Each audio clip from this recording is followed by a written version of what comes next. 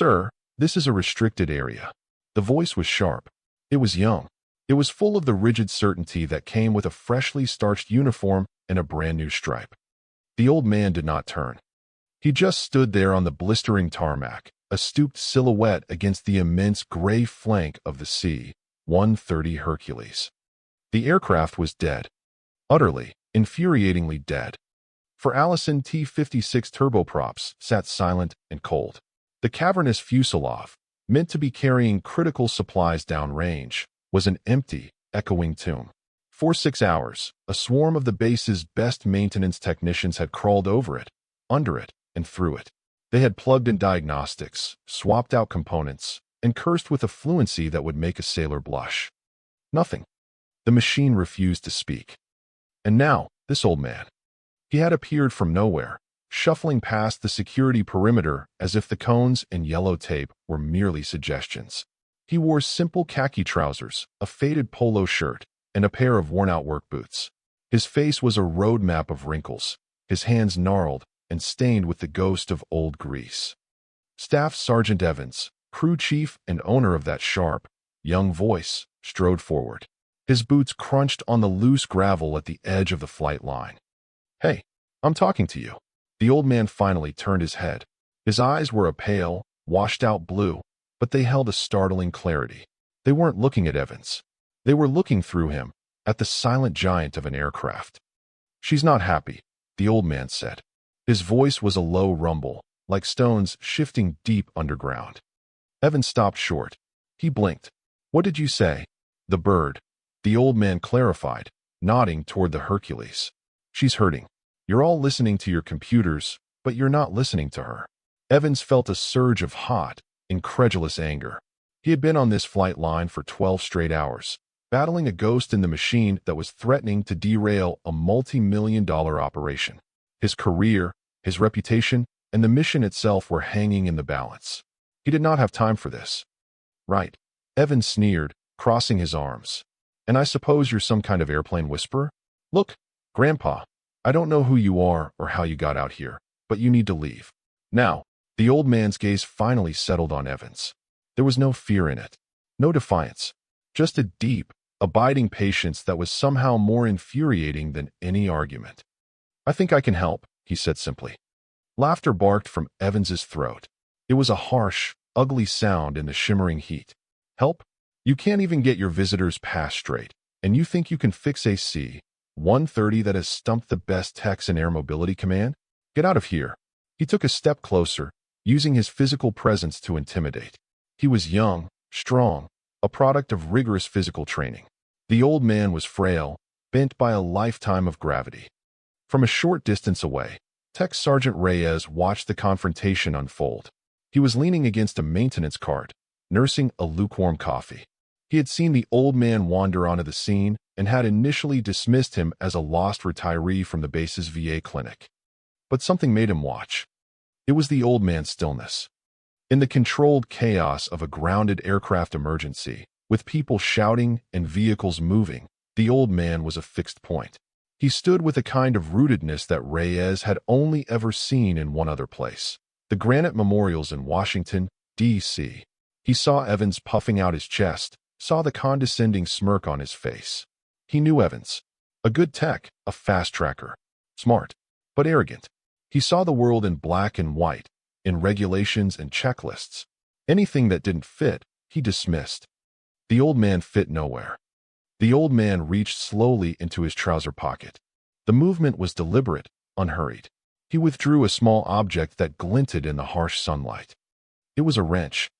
But it was unlike any wrench Reyes had ever seen. It was small, barely 6 inches long, and made of a dark, burnished metal. It had no brand name, no part number. The head was a strange, custom-looking shape, and the handle was wrapped in what looked like ancient, frayed leather cord. It looked handmade. It looked ancient. Evans stared at the object, his face a mask of disbelief. Then he threw his head back and laughed again, louder this time. "Are you kidding me?" he bellowed, loud enough for the other nearby airmen to turn and look. "What's in there, Grandpa?" "A magic wand." He pointed a finger at the tool. "You probably 3D printed that in your garage. That thing hasn't seen a regulation toolbox in its life. We use calibrated, certified equipment here. Not junk. The old man's expression did not change. He held the wrench in his palm, as if weighing it. His thumb stroked the worn leather grip. This tool has forgotten more about this aircraft than your computers will ever know, he said, his voice still quiet, yet carrying across the tarmac. That was the breaking point for Evans. The insult to his equipment, to his process, to his authority, was too much. He stepped forward and shoved the old man's shoulder. It was not a hard shove, more of a dismissive push, but it was a line crossed. I said, "Get out." Evans snarled. The old man stumbled back a step. His hand, holding the wrench, brushed against the cold aluminum skin of the C-130's fuselage, and the world dissolved. For a flicker of an instant, the scent of jet fuel was replaced by the smell of cordite and jungle rot. The whine of distant generators became the thumping roar of rotor blades. The hot, dry sun of the American Midwest became the thick, suffocating humidity of a monsoon sky over Da Nang. He was 20 years old again, crammed into the back of a crippled Hercules, the fuselage riddled with holes from anti-aircraft fire. Smoke filled the cabin. The loadmaster was screaming, hydraulics were failing, and the pilot was fighting to keep them from spiraling into the green canopy below. A single, critical hydraulic manifold had been sheared, and the access panel was warped shut. No standard tool would fit. He remembered the heat of the makeshift forge, using scavenged scrap metal and the exhaust from a running generator. He remembered hammering the glowing steel into shape on a spare engine block, his hands blistering, his comrades holding flashlights in the dark, their faces grim with the certainty of death. He remembered finishing this very wrench, this strange, ugly, perfect tool, and using it to turn the one bolt that held their lives in the balance. The aircraft had lurched. The pilot had shouted his thanks over the intercom. They had made it home. The memory vanished as quickly as it came. He was back on the tarmac, an old man with a strange tool, being shoved by an angry child in a uniform. But across the flight line, Reyes had seen enough. The shove, the physical contact, the utter disrespect. It coiled something tight in his gut. His father, a retired master sergeant, had drilled one lesson into him above all others. You show respect to your elders, always. You never know who they are, or what they have done. Reyes dropped his coffee cup. He pulled out his phone, his fingers flying across the screen. He bypassed the chain of command, the maintenance superintendent, the squadron commander. His gut told him this was bigger than that. He scrolled to a number he had only been given for the direst of emergencies. The phone was answered on the first ring by a gruff, impatient voice. Chief Morris. Chief, this is Tech Sergeant Reyes out at the 72nd. What is it, Reyes? We're a little busy trying to figure out why your bird won't fly. It's about that, Chief. There's a civilian out here. An old man. Staff Sergeant Evans is trying to run him off. But there's something about him. There was an audible sigh on the other end.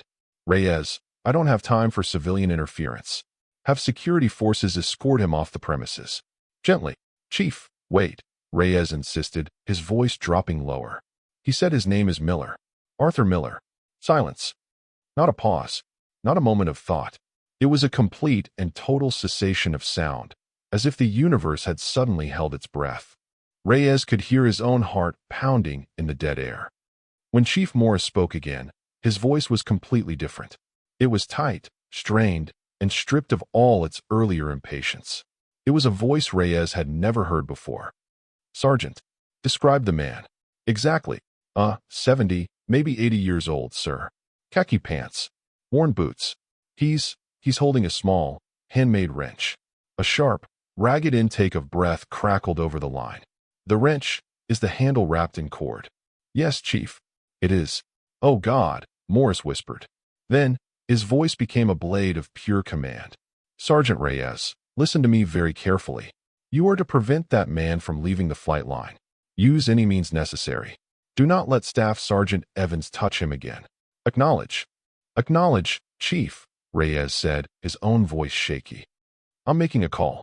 Help is on the way. Do not fail, Sergeant. The line went dead. Reyes looked back at the scene. Evans was now trying to physically guide the old man away, his hand on his elbow. Miller was not resisting, but he wasn't moving either. He was an anchor of quiet defiance. Then Reyes heard it. A distant rumble that was not an aircraft engine. It was growing fast. Head started to turn. The sound resolved into the roar of high-performance engines on pavement. Over the rise at the far end of the flight line, a convoy of black staff cars appeared.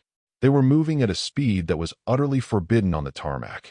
At the head of the convoy was the base commander's car, its roof-mounted lights flashing silently. They did not slow down. They screamed across the concrete, tires protesting as they swerved around parked equipment. The convoy screeched to a halt in a perfectly executed formation not 20 feet from the C-130, kicking up a cloud of dust and debris. Doors flew open. Out of the lead car emerged General Caldwell. He was a 3-star general, the commander of the entire air base wing, a man whose presence on the flight line usually meant a congressional visit or a catastrophic failure. His face was a mask of cold fury. He was flanked by his command chief, a colonel, and 2 armed security personnel. Staff Sergeant Evans froze, his hand still on the old man's arm. His face went pale. He snapped to attention, his back ramrod straight. "General, sir," he stammered. General Caldwell's eyes swept over him as if he were a piece of dirt on the floor. He did not acknowledge him. He did not acknowledge the wing king or the group commander who were now sprinting toward the scene. His gaze was locked on one person, the old man. With terrifying purpose, the general strode forward. He walked past the saluting officers, past the stunned maintenance crews. He walked right up to the stooped, frail figure in the faded polo shirt. He stopped less than a foot away. The entire flight line was now utterly silent. The only sound was the wind whipping across the open space. General Caldwell drew himself up to his full height. He took a deep breath, and then he executed the sharpest, most perfect, most deeply felt salute of his entire 30-year career. His hand sliced through the air and stopped, quivering, beside his brow. His voice, when he spoke, was a booming, emotional thunderclap that rolled across the tarmac.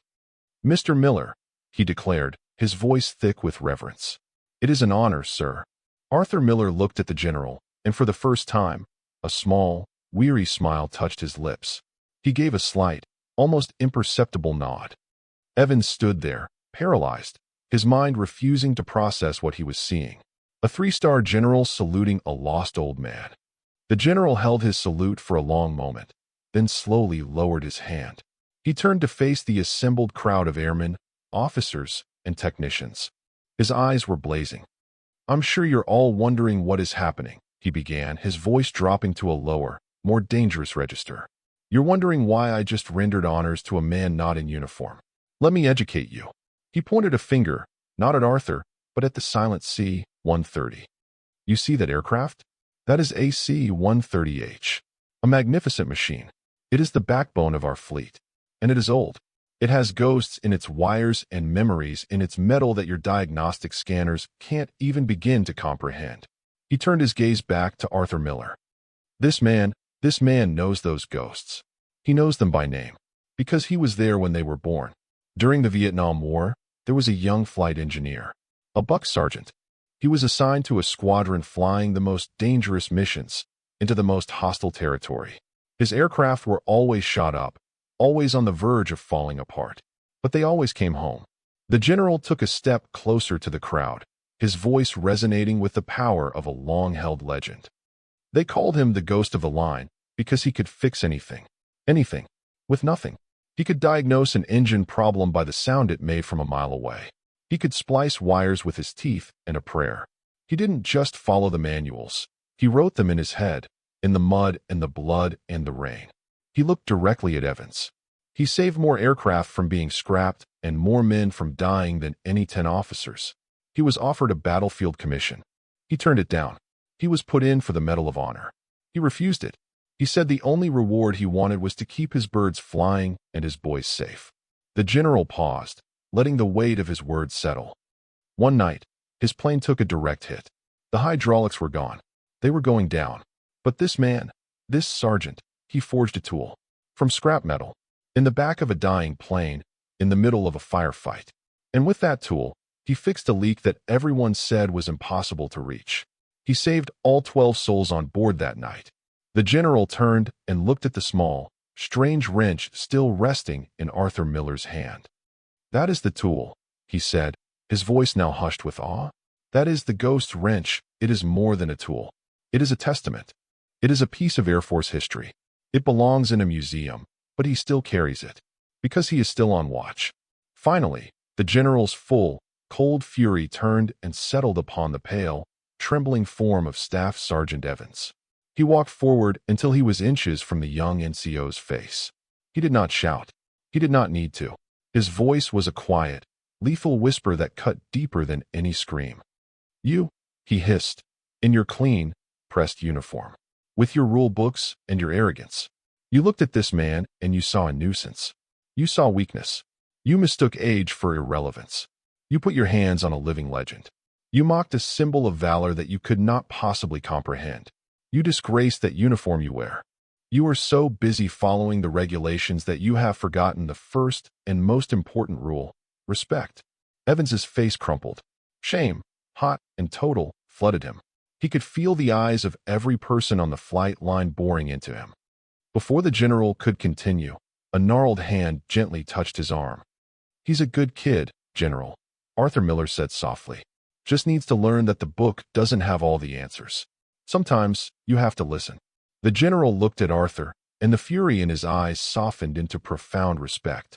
He nodded slowly. Then he turned back to Evans. "You are relieved of your duties as crew chief, effective immediately. You and your entire team will report for mandatory instruction tomorrow at 0500. The course is a new one. It's called the Miller Protocol. It will focus on the legacy of the enlisted force and the history you have so clearly forgotten. Your first assignment will be to personally clean every single memorial on this base. With a toothbrush. Is that understood, Sergeant?" "Yes, General," Evans whispered, his voice cracking. Arthur Miller walked past him, toward the C-130. He placed his free hand on the fuselage. "Let's see what's wrong with her," he said to no one in particular. 6 months passed. Staff Sergeant Evans was no longer a crew chief. He had been reassigned to the base historical office, a move he initially viewed as a punishment but had come to see as an education. He spent his days archiving old records, reading mission reports from forgotten conflicts, and interviewing retired veterans. He was quieter now, more thoughtful.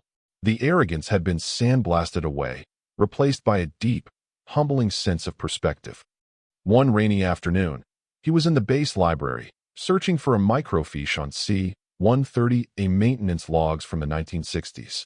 As he rounded a stack, he saw a familiar figure sitting at a small table, a massive technical manual open before him. It was Arthur Miller. Evans's heart hammered in his chest. He took a deep breath and walked over. The old man looked up, his pale blue eyes recognizing him instantly. There was no judgment in them. "Mr. Miller," Evans began, his voice quiet. "Sir, I wanted to apologize. For that day? For how I treated you. There's no excuse. I was arrogant, and I was wrong." Arthur Miller listened patiently. When Evans was finished, he closed the thick manual. "Apology accepted, son," he said. He tapped the cover of the book. "These are good. They tell you how the machine is supposed to work. But they can't tell you how it feels." He leaned forward slightly. "That day, the problem was a relay switch. A tiny, $5 part. But it was vibrating at a frequency your diagnostics couldn't pick up because of a harmonic imbalance in the number 3 engine mount, caused by a bolt that had been torqued 3 inch-pounds too tight." Evans stared, dumbfounded. That was exactly what the after-action report had concluded, after another full day of diagnostics. How did you know?" Arthur Miller smiled that same weary, knowing smile. "I didn't know," he said. "I listened. I put my hand on her skin, and I felt it. She told me where it hurt." He stood up slowly, placing the small, handmade wrench on the table. "The uniform doesn't make the hero," he said, his voice a gentle benediction. "The heart does. Don't you ever forget that." He turned and shuffled away, leaving Staff Sergeant Evans alone in the quiet library, with the weight of a lesson learned and a legacy he would now spend his life trying to honor.